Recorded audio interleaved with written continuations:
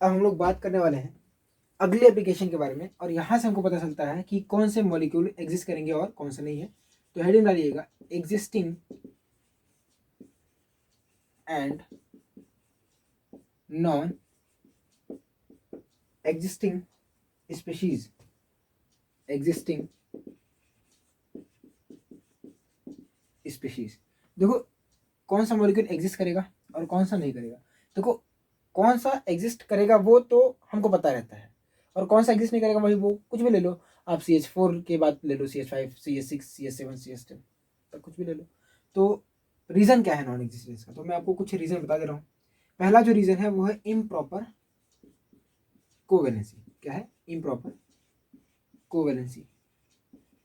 दूसरा आपको बताया गया था आज ही की क्लास में, आपको बताया जा चुका है, वो है आपका स्टेरिक हिंड्रेंस। क्या बताया गया है? Steric hindrance. अरे यार देखो स्पेलिंग स्पेलिंग में मजा ना। और आपका तीसरा जो मुझे आपको समझाना पड़ेगा, देखो ये दोनों के आपको बता उठे हैं, लेकिन आज करा देंगे एक्स्ट्रा बना के हेडिंग डलवा के। और आपको जो मुझे आपको बताना है वो है नॉन कॉन्ट्रैक्शन ऑफ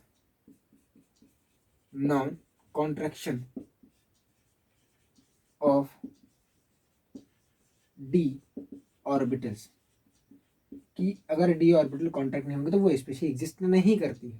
अब इम्प्रॉपर कोवेलेंसी क्या है, इसके बारे में हेडिंग डाल लें।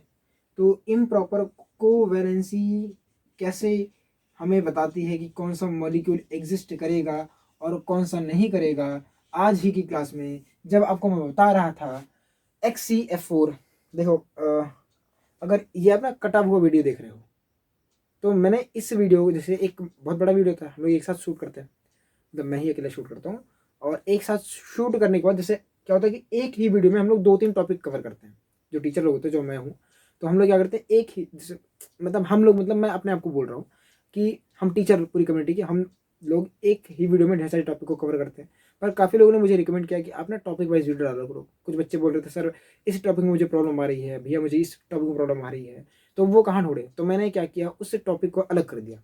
जैसे आपको प्रॉब्लम आ रही है एग्जिस्टेंस और नॉन एग्जिस्टिंग स्पीशीज में लेके, तो मैं क्या करूंगा यहाँ के बाद से, जैसे आप देखते हो ना कट के बाद, तो यहाँ से मैं इस वीडियो को अलग कर दूंगा। और इस वीडियो को अलग करने के बाद आप यूट्यूब पे अलग से अलग इसको और अपलोड कर दूंगा, ताकि जिसको भी प्रॉब्लम है वो सिर्फ इस वीडियो को जाके देखे, उसको ढूंढना ना पड़े। तो इसी वीडियो में बार बार बोल रहा हूँ कि अगर आप देखोगे तो ये वीडियो ना किसी और टॉपिक के साथ कंपाइल है। तो ये केमिकल बॉन्डिंग का लेक्चर नंबर 09 है, ठीक है। आपको भले ही मतलब किसी फॉर्मेट में मिल रहा हो। तो इम्प्रॉपर कोवेलेंसी क्या है? इम्प्रॉपर कोवेलेंसी में अभी आज आपको बताया गया कि XCF7 जो माइनस है वो एग्जिस्ट नहीं करता है, डज नॉट एग्जिस्ट, क्योंकि इसकी कोई कोवेलेंसी एग्जिस्ट ही नहीं करती है। तो मतलब ये क्यों लिख रहा हूँ, चलो इसका आपको एक क्लास में बताया गया था कि जो मैक्सिमम वैलेंसी होती है, maximum valency of second period element, second period element is 4। यानी जो सेकेंड पीरियड का एलिमेंट है उसकी मैक्सिमम जो कोवेलेंसी है वो कितनी होती है? उसकी होती है 4। अब इनमें से कौन सा एग्जिस्ट करेगा और कौन सा नहीं करेगा इसके बारे में बात कर लेते हैं। जैसे कि अगर हम बात करें एग्जिस्टिंग के बारे में, तो एग्जिस्टिंग स्पीशी कौन सी होगी और नॉन एग्जिस्टिंग कौन सी होगी, तो इसके बारे में जैसे कि अगर मैं आपसे बोलूँ क्या CCl4 एग्जिस्ट करेगा, तो हाँ करेगा। क्या CCl6 माइनस एग्जिस्ट करेगा, तो आप बोलोगे नहीं करेगा। क्या NCl3 एग्जिस्ट करेगा? करेगा। क्या NCl5 एग्जिस्ट करेगा? नहीं करेगा। अगला अगला अगला कौन सा हो सकता है आपका BF4 माइनस आपका एग्जिस्ट करता है, पर आपका BF6 माइनस जो है वो एग्जिस्ट नहीं करता है। आपका जो ClF3 है, देखो ClF3 वो एग्जिस्ट करता है, पर FCl3 एग्जिस्ट नहीं करता। तो ऐसे आप कुछ भी लिख लेना, हिसाब से पूछ लेगा कि कौन सा एग्जिस्ट करता है कौन सा नहीं करता है, तो आप पहले देखना कि वो कौन सी पीरियड का एलिमेंट है। जैसे आपसे बोल देंगे बताओ FCl3 एग्जिस्ट करता है, तो बोलना नहीं करता भाई, उसकी औकात ही नहीं है, वो मैक्सिमम सिर्फ एक बॉन्ड बना सकता है। क्लोरीन मैक्सिमम कितने बॉन्ड बना सकता है? एक। हाँ थर्ड पीरियड वाले बना देते हैं, उनके पास है, वो एक्सपेंड कर सकते हैं अपने ऑप्शन को, ठीक है। तो ये आपके कुछ है, और एक शायद और लिख के रहा था, कौन सा, चलो ये होता है ना, एक होता है आपका SO2 एग्जिस्ट करता है। ऐसे लिखो ना, ऐसे लिखो कि आपका SF6 एग्जिस्ट करता है पर OF6 एग्जिस्ट नहीं करता है, आपका सिर्फ और सिर्फ OF2 एग्जिस्ट करता है। ठीक है, तो ये आपका हो जाएगा एग्जिस्टेंस और नॉन एग्जिस्टेंस के ऊपर कि कौन सा मॉलिक्यूल एग्जिस्ट कर रहा है, कौन सा मॉलिक्यूल एग्जिस्ट नहीं कर रहा है। ठीक है, तो आप एक काम करो, इसको नोट कर लो। फिर हम बात करते हैं स्टेरिक हिंड्रेंस के ऊपर, मतलब अलग से इसके बारे में बात करते हैं। स्टेरिक हिंड्रेंस वाला लिख लो, ऐसे हेडिंग डालो अगला, स्टेरिक हिंड्रेंस। फिर आते हैं जो आपको मुझे समझाना है। स्टेरिक हिंड्रेंस आप हेडिंग डाल लो, स्टेरिक हिंड्रेंस। तो स्टेरिक हिंड्रेंस अगला है आपका, दूसरा है स्टेरिक हिंड्रेंस। यानी अगर भीड़ भाड़ हो गई सेंट्रल एटम के अराउंड तो वो एग्जिस्ट नहीं करता। तो इनमें से एग्जिस्टिंग कौन से हैं, ये दिखा दे रहा हूँ। एग्जिस्टिंग कौन से होंगे भाई, एक्सप्लेन भी करूंगा लेकिन लिख लो साथ में। और नॉन एग्जिस्टिंग कौन कौन से होंगे। तो जैसे आपका एग्जिस्टिंग में आपका XgF2 होता है, वो एग्जिस्ट करता है, पर स्टेरिक हिंड्रेंस में लिखना तो आपका है SiF6 जो है वो 2- एग्जिस्ट करता है, पर आपका SiCl6 2- एग्जिस्ट नहीं करता। क्योंकि देखो रीजन क्या है, क्योंकि देखो सेम तो है पर Cl का साइज बड़ा हो चुका है और इसलिए एग्जिस्ट नहीं करेगा। आपको रीजन बताया गया था ना कि भैया एक स्फीयर के चारों तरफ या एक पॉइंट के चारों तरफ आपको बॉल अरेंज करना आसान है पर फुटबॉल को अरेंज करना मुश्किल है ना। तो मतलब वही चीज़ें आपको समझा रहा हूँ मैं।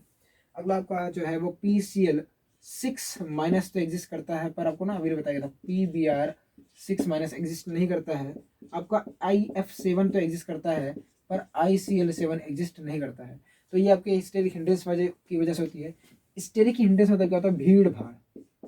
अरे भाड़ क्या होता है आपका, भीड़ भाड़।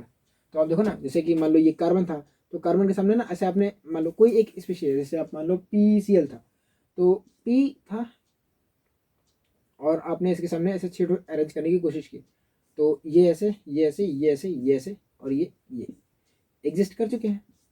अब ध्यान से देखना कि यहाँ पे आपने ये छोटे छोटे लगा दिए, ऐसे छोटे छोटे, ये लगा, ये लगा, ये लगा, ये लगा, ये लगा, तो यहाँ पे इनके बीच में रिपल्शन थोड़ा कम हुआ।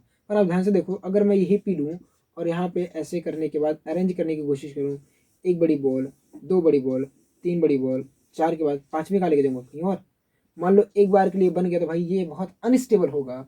अगर एक बार आपने इसको बना भी लिया तो ये आपका PCl6- का है और ये आपका PBr6- का है। मतलब एक डायग्रामेटिक स्ट्रक्चर मैंने आपको बना के समझाने की कोशिश की है कि भैया यही रीज़न है कि आपका जो PCl6- है वो एग्जिस्ट करता है पर PBr6- एग्जिस्ट नहीं करता है।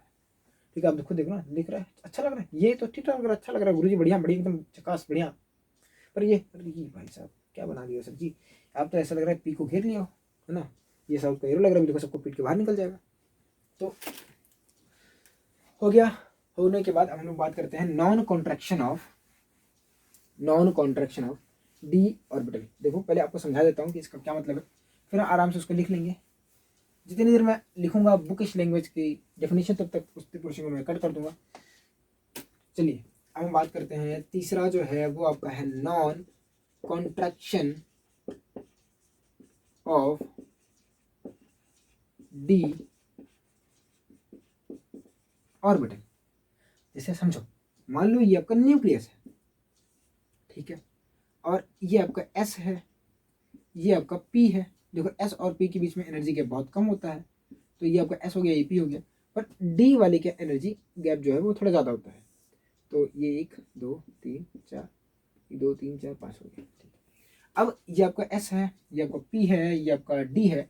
मैं चाहता हूँ कि D की मिक्सिंग हो। देखो S और P की मिक्सिंग हो जाती है, पर D की मिक्सिंग कैसे हो।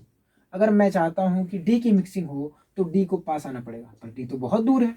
तो D की मिक्सिंग के लिए मैं चाहूँगा कि ये जो Z इफेक्टिव हो इस सराउंडिंग का, मतलब बहुत ज़्यादा, ये जो सेंट्रल एटम है इसका जो Z इफेक्टिव हो वो ज़्यादा हो। Z इफेक्टिव ज़्यादा होने के से जो आपका D है उसका जो कॉन्ट्रैक्शन है वो बढ़ जाएगा, कॉन्ट्रैक्शन जो है वो बढ़ जाएगा। और कॉन्ट्रैक्शन बढ़ा तो ये पास में आएंगे, ये क्या आएगा, पास में आएगा। और पास में आने की वजह से इसकी मिक्सिंग SP के साथ हो जाएगी और ये हाइब्रिडेशन बना लेगा, ठीक है।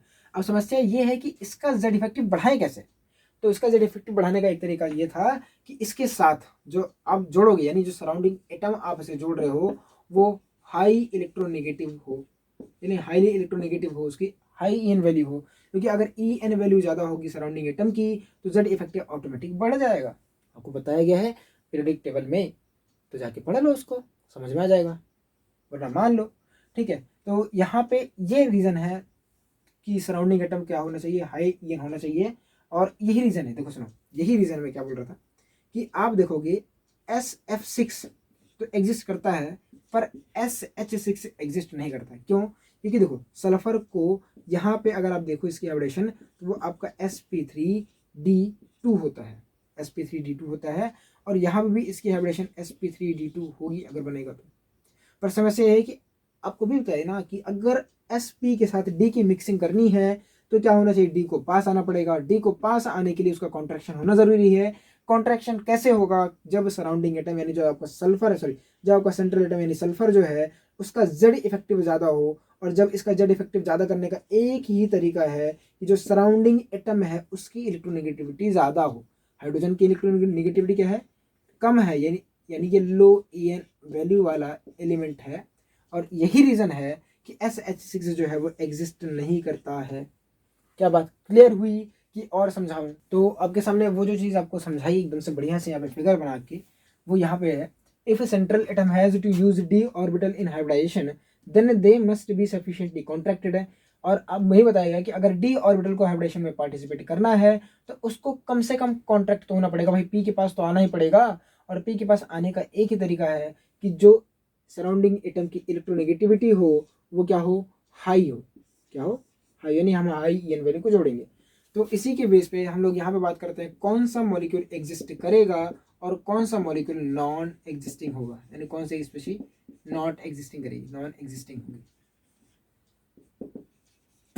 पहले बताइए, SF6 एग्जिस्ट करेगा, SH6 एग्जिस्ट नहीं करेगा। रीजन वही है कि फ्लोरीन हाई ईएन है, हाइड्रोजन आपका लो ईएन वैल्यू होता है। XeF4 एग्जिस्ट करता है पर XeH4 एग्जिस्ट नहीं करेगा। SF6 के साथ SF4 एग्जिस्ट करता है पर SH4 एग्जिस्ट नहीं करेगा आपका। ठीक है, XeF2 के साथ XeF2 जो है वो आपका एग्जिस्ट करता है पर XeH2 एग्जिस्ट नहीं करता। रीज़न वही है कि आपको d ऑर्बिटल को अगर आप चाहते हो हाइब्रिडेशन हो तो जो आपका H है वो नहीं होना चाहिए, यानी SA is equal to H नहीं होना चाहिए, तभी तभी तभी sp3d हाइब्रिडेशन होगा। अगर आप ध्यान से सुनो जुगाड़ में कि अगर हाइब्रिडेशन आपका sp3d, आपका हाइब्रिडेशन sp3d2, आपका हाइब्रिडेशन sp3d3, इनमें से कुछ भी आ रहा है तो सराउंडिंग एटम आप समझ लो कि अगर सराउंडिंग एटम हाइड्रोजन है तो ये पॉसिबल नहीं है, यानी वो जो मॉलिक्यूल है वो क्या होगा, विल नॉट एग्जिस्ट, यानी नॉन एग्जिस्टिंग स्पेशी होगी, नॉन एग्जिस्टिंग स्पेशी होगी। समझ आई बात, क्लियर है? चलो अगर क्लियर है तो फिर आप इसको नोट कर लो,